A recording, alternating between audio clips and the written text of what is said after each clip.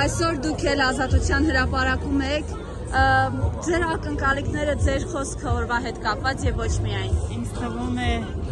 երբ ժողովուրդը համախմբվում է,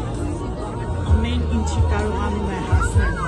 Մեր համախմբվածությանը ես չեմ կասկածում։ Այդ հավատը, հույսը երբեք չի մարում։ Դուք Արցախից եք, հենց դուք Արցախցի եք։ Եթե մի փոքր հետ գնանք, հա, դուրս եկեք էլ գաղթի ճանապարհին,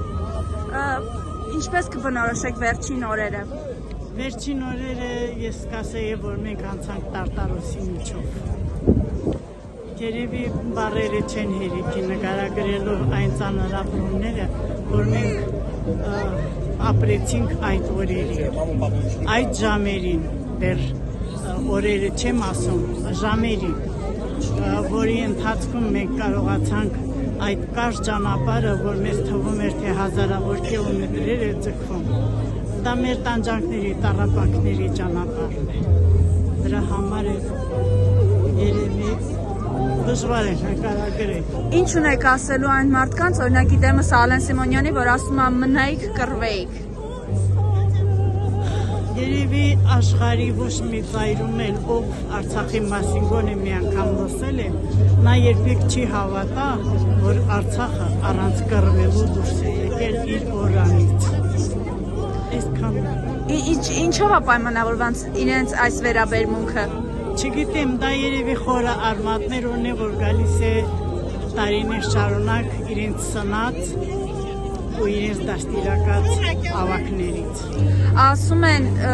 դուք եք հանձնել Արցախը, անգամ այս տանջանքների ճանապարհով անցած արցախցուն են իրենք մեղադրում Արցախը հանձնելու մեջ։ Ես համաձայն չեմ այդ մտքին։ Մենք այն ժողովուրդն ենք, այն ազնիվ ժողովուրդն ենք, որ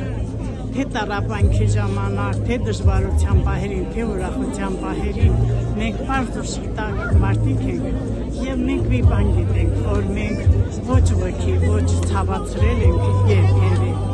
ոչ կցավացնենք եւ մեզ դատել այն բանի համար, որ չեք կռվել, ես օրինակը կբերեի 90-ականները, որի ականատեսն եմ եղել նաև ես ու ապրել եմ այդ տարիների բոլոր դժվարությունները ու դիմակայում։ Արցախցու դիմակայող կերպարը ամուր